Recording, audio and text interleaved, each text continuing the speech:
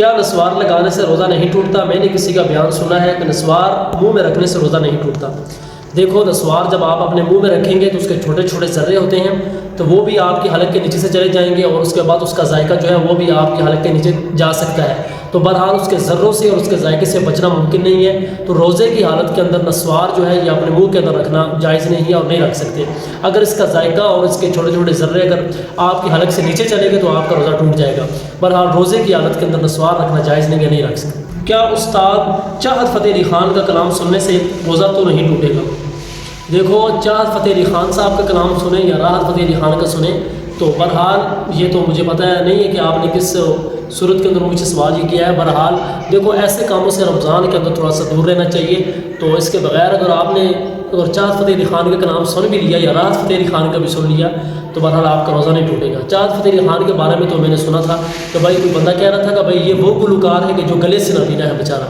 تو بہرحال اگر چاہت فتح علی خان کا کلام سن لیا آپ نے تو آپ کا روزہ نہیں ٹوٹے گا۔ بہرحال ایسے کاموں سے رمضان میں بچنا چاہیے۔ اعتکاف میں موبائل فون استعمال کر سکتے ہیں یا نہیں بقدر ضرورت؟ دیکھو، دور حاضر کے اندر نوجوان اعتکاف کے اندر بیٹھتے ہیں، ان کے پاس موبائل ہوتے ہیں، سارا دن موبائل کے اندر ہی اپنا گزار دیتے ہیں، رات بھی اپنے موبائل کے اندر گزار دیتے ہیں، طرح طرح کے کام وہ موبائل کے اوپر کرتے ہیں، سارا دن سوشل میڈیا کے اوپر ہوتا ہے ان کا۔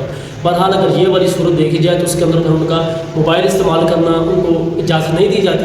بہرحال اگر کوئی اپنے پاس موبائل رکھتا ہے، اس کے موبائل کے اندر قرآن کریم کی تفسیر ہے یا اور کوئی دینی اسلامی کتابیں اگر ان کا مطالعہ کرتا ہے یا اور کوئی ضرورت ہے جو شرعی ضروری کام اس کا بنتا ہو تو اس صورت کے اندر اس کو اجازت دی جا سکتی ہے۔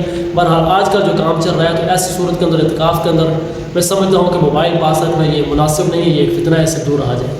روزے کا جب ٹائم ہو جائے تو اسی وقت کھولنا چاہیے یا تھوڑا سا انتظار کرنا چاہیے؟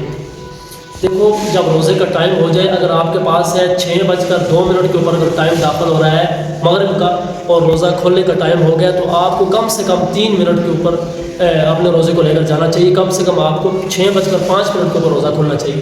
میں خود بھی یہی کرتا ہوں، کم سے کم 3 سے 4 منٹ کا وقفہ کرتا ہوں۔